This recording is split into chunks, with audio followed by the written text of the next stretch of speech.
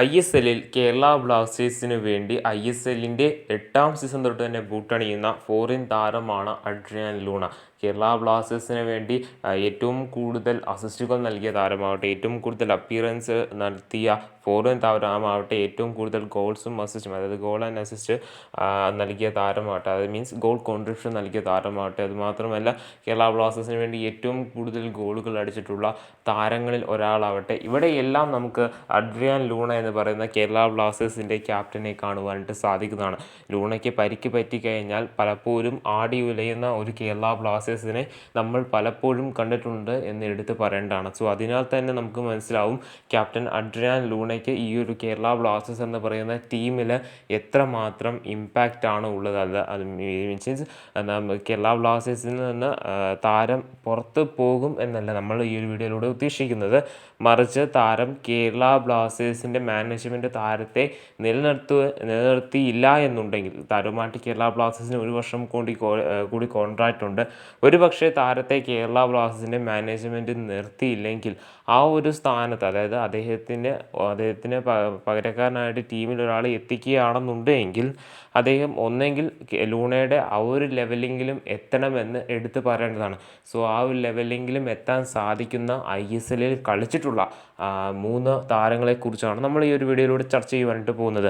ഒരിക്കലും Adrian Luna Kerala Blasters വിട്ടു പോകണമെന്നല്ല നമ്മൾ ഈ ഒരു വീഡിയോയിലൂടെ ഉദ്ദേശിക്കുന്നത്. മറിച്ച് അദ്ദേഹത്തെ മാനേജ്മെൻറ്റ് നിലനിർത്തിയില്ല എന്നുണ്ടെങ്കിൽ അദ്ദേഹത്തിൻ്റെ പകരക്കാരായിട്ട് കേരള ബ്ലാസ്റ്റേഴ്സിൻ്റെ മുന്നിൽ നിന്ന് നയിക്കുവാനായിട്ട് സാധിക്കുന്ന ISLൽ കളിച്ചിട്ടുള്ള 3 മിഡ്ഫീൽഡേഴ്സിനെ കുറിച്ചാണ് നമ്മൾ ഈ ഒരു വീഡിയോയിലൂടെ ചർച്ച ചെയ്യുന്നത്. സോ ഈ ഒരു ലിസ്റ്റിലെ ആദ്യത്തെ താരം എന്ന് പറയുന്നത് പഞ്ചാബ് FC വേണ്ടിയും ഈസ്റ്റ് ബംഗാളിന് വേണ്ടിയും ISLൽ കളിച്ചിട്ടുള്ള മാദി തലാൽ എന്ന് പറയുന്ന താരമാണ്. താരം വളരെ മികച്ച പ്രകടനം തന്നെയാണ് പഞ്ചാബിന് വേണ്ടി കാഴ്ചവെച്ചിട്ടുണ്ടായിരുന്നെങ്കിൽ പോലും ഈസ്റ്റ് ബംഗാളിന് വേണ്ടി അത്ര കണ്ട് തിളങ്ങുവാനായിട്ട് താരത്തിന് സാധിച്ചിട്ടുണ്ടായിരുന്നില്ല എന്നെടുത്ത് പറയേണ്ടതാണ്.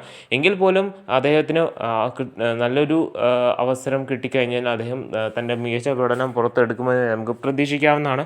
വളരെ മികച്ച തൻ്റെ കഴിവ് ISLൽ തെളിച്ചിട്ടുള്ളൊരു താരമാണ് മാദി തലാൽ എന്ന് എടുത്തെടുത്ത് പറയേണ്ടതാണ്. ഈ ഒരു ലിസ്റ്റിലെ അടുത്തൊരു താരം എന്ന് പറയുന്നത് കോർണർ ഷീൽഡ്സ് ആണ്. ISLൻ്റെ ഒരു 10ാം സീസൺ തൊട്ട് തന്നെ ISLൽ ബൂട്ടണിയുന്ന താരമാണ് കോർണർ ഷീൽഡ്സ്.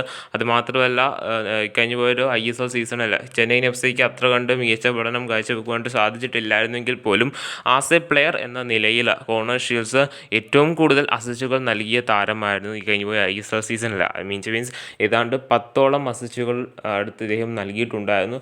ഈ ഒരു കഴിഞ്ഞു പോയ സീസണിൽ ഏറ്റവും കൂടുതൽ അസിസ്റ്റ് പ്രൊവൈഡ് ചെയ്ത താരം എന്ന് പറയുന്നത് കോർണർ ഷീൽഡ്സ് ആണ് എന്ന് എടുത്ത് പറയേണ്ടതാണ്. അതുമാത്രമല്ല ഏറ്റവും കൂടുതൽ ചാൻസുകൾ ക്രിയേറ്റ് ചെയ്ത താരവും കോർണർ ഷീൽഡ്സ് ആണ്.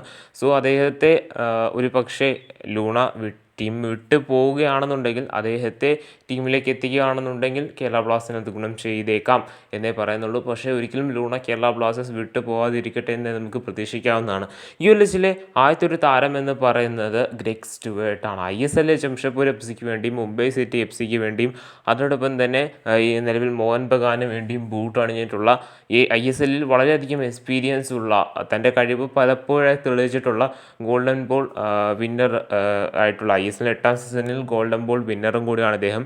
സോ അതുമാത്രമല്ല അത്ര കണ്ട് മികച്ച പഠനം കാഴ്ചവെച്ചിട്ടുള്ള ഒരു താരമാണ് ഗ്രെഗ് സ്റ്റുവേർട്ട് എന്ന് പറയുന്നത്. സോ അദ്ദേഹത്തെ ടീമിലേക്ക് എത്തിക്കുകയാണെന്നുണ്ടെങ്കിൽ ഒരുപക്ഷെ ലൂണയുടെ പകരക്കാരനാവാൻ ഏറ്റവും കൂടുതൽ യോഗ്യതയുള്ള ഒരു താരം അതായത് ISLൽ കളിച്ചിട്ടുള്ളത് വെച്ച് ലൂണയുടെ പകരക്കാരനാവാനായിട്ട് യോഗ്യതയുണ്ട് എന്ന് ഞാൻ കരുതുന്ന ഒരു താരമാണ് ഗ്രെഗ് സ്റ്റുവേർട്ട് എന്ന് പറയുന്നത്. സോ ഈ ഒരു 3 താരങ്ങൾ എത്തിക്കുക, 3 താരങ്ങളായാലും ഒരാളെ ലൂണയ്ക്ക് പകരക്കാരനായിട്ടല്ലേ, അതായത് ലൂണ കേരള ബ്ലാസ്റ്റേഴ്സിൽ തുടരുന്നില്ല എന്നുണ്ടെങ്കിൽ ISLൽ ഇവരിൽ 3 പേരെ ആരെങ്കിലും ഒരാളെ ടീമിലേക്ക് എത്തിക്കുകയാണെന്നുണ്ടെങ്കിൽ ഒരു പക്ഷേ അതൊരു മികച്ച ഓപ്ഷൻ ആയിരിക്കാം. പക്ഷേ ലൂണ കേരള ബ്ലാസ്റ്റേഴ്സിൽ തുടരട്ടെ എന്ന് നമുക്ക് പ്രതീക്ഷിക്കാവുന്നതാണ്. കാരണം നമുക്കെല്ലാവർക്കും അറിയാം ISLൽ വളരെ മികച്ച പഠനം കേരള ബ്ലാസ്റ്റേഴ്സിന് വേണ്ടി കാഴ്ചവെച്ചതും കേരള ബ്ലാസ്റ്റേഴ്സിൻ്റെ എക്കാലത്തെ മികച്ച താരങ്ങളിൽ ഒരാളുമാണ് അഡ്രിയാൻ ലൂണ. അതുമാത്രമല്ല ബ്ലാസ്റ്റേഴ്സിന് വേണ്ടി ഏറ്റവും മികച്ച അപ്പിയറൻസുകൾ നടത്തിയിട്ടുള്ള താരവും ഇദ്ദേഹമാണ്. ഇദ്ദേഹത്തിൻ്റെ കഴിവ് എത്രമാത്രത്തോളമാണെന്ന് എടുത്തെടുത്ത് പറയേണ്ടതാണ്.